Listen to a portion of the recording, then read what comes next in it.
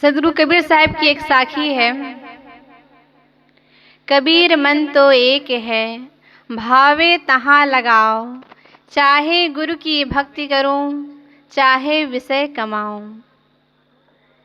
सदगुरु कबीर साहब जी कहते हैं, कबीर मन तो एक है। इस साखी में कहा गया है कि सदगुरु कबीर साहब उद्बोधन करते हैं कि मनुष्य मात्र के पास एक मन है और वो कैसा है? विकसित।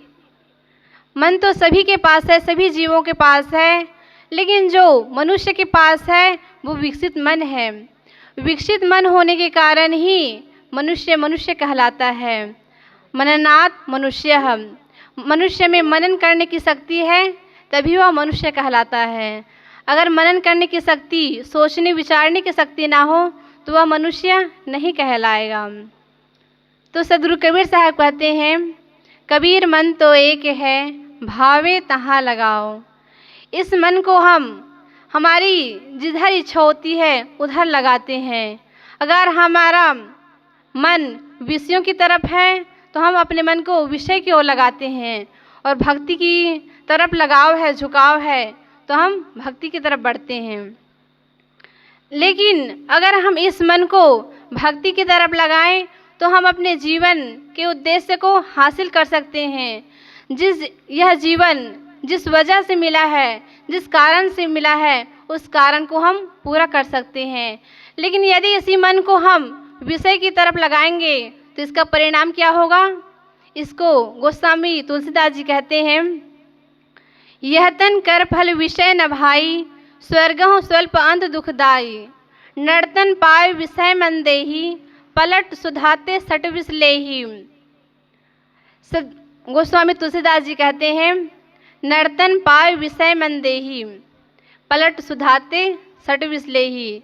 मनुष्य इस मनुष्य शरीर को पाकर, इस अमूल्य जीवन को पाकर भी क्या ग्रहण करता है? पलट सुधाते सट विष लेही। अमृत को त्याग कर विष को ग्रहण करता है। इसी कारण मनुष्य अपनी क्षमता का, अपनी योग्यता का दुरुपयोग करते हैं। तो अगर मनुष्य विषय की ओर अपने मन को लगाएंगे तो अगर क्या होगा, इससे गोस्वामी तुलसीदास जी बताते हैं, नर्तन पाय विषय मन देही, पलट सुधाते सट विष लेही। ते कबहू भल कहे न कोई, गुंजा गहे पारस मणि खोई। आकर 4,84,000, योनि भ्रमत यह जीव विनाशी। फिरत सदा माया कर प्रेरा, काल कर्म स्वभाव गुण घेरा। कर्णाधार सद्गुरु दृढ़नावा, दुर्लभ साज सुलभ करि पावा।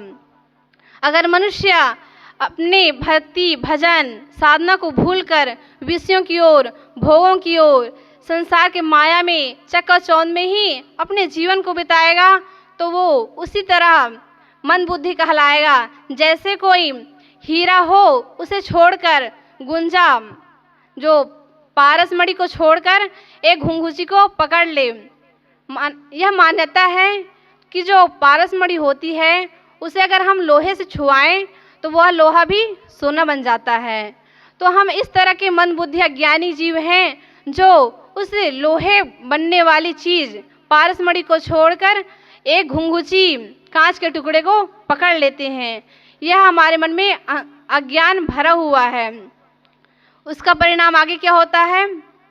आकर 4,84,000, योनि भ्रमित यह जीव विनाशी।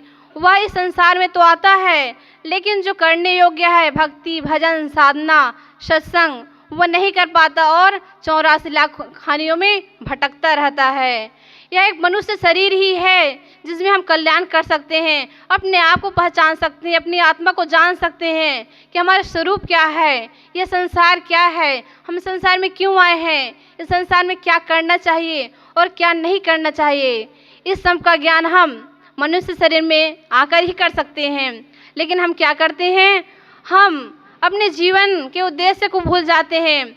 हमें जो कल्याण के लिए यह मोक्ष का द्वार शरीर मिला है उसे हम भोगों में, विषयों में बिता देते हैं, और आगे हमारा जीवन जो है अनेक खानियों में, कभी कुत्ते बिल्ली सुअर आदि न जाने कितने जीव जो खानियाँ हैं उसमें हम भटकते रहते हैं।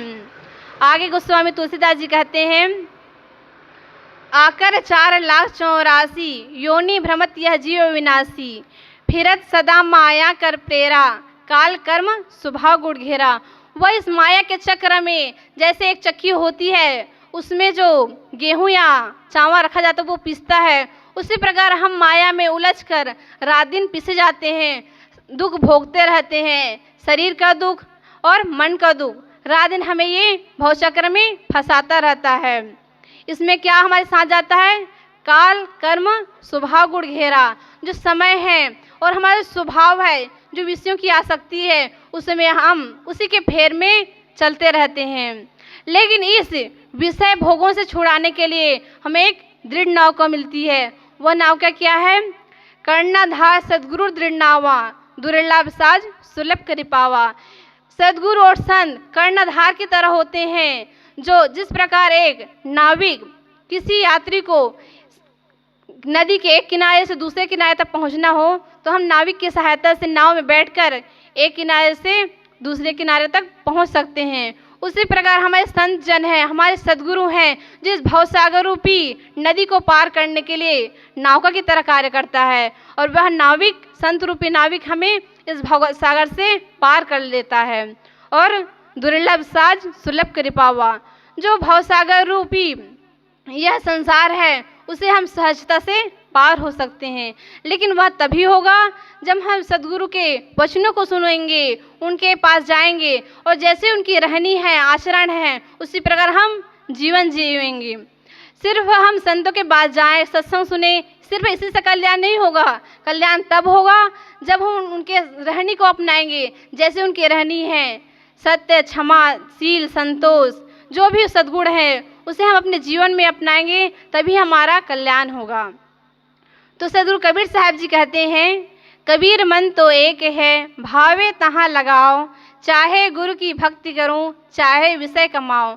विषयों का तो फल देख लिए कि विषय में जाने से, माया में उलझने से हमारा क्या परिणाम होगा, लेकिन हम उसी मन को हम भक्ति में लगाएंगे तो हम मीराबाई और सबरी की तरह महान हो जाएंगे, जिनका शरीर आज तो नहीं है लेकिन आज हम उनका नाम लेते हैं। एक वो हमारे लिए प्रेरणा स्रोत है। जिस प्रकार उन्होंने अपने जीवन को सार्थक बनाया, वैसे ही हम अपने जीवन को सार्थक बना सकते हैं।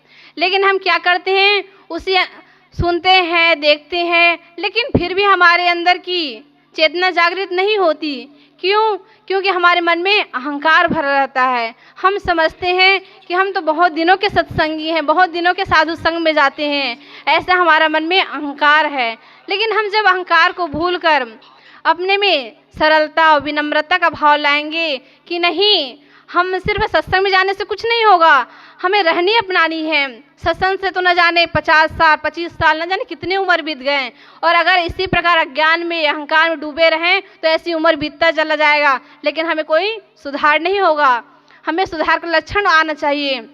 जैसे गांव में 2 प्रकार के व्यक्ति हैं, एक सत्संग में जाने वाले, एक न जाने वाले। उनसे हमारी तुलना की जाए तो हमारे में गुण उभरना चाहिए कि न जाने वाले कैसे जीवन है और हम जो सत्संग में जाते हैं उनका जीवन कैसे है। हमारा जीवन ऊपर उठा हुआ होना चाहिए, तभी हमारा संतों का संग करना और सत्संग करना सार्थक होगा। तो सद्गुरु कबीर साहब कहते हैं, चाहे गुरु की भक्ति करूं, चाहे विषय कमाऊं।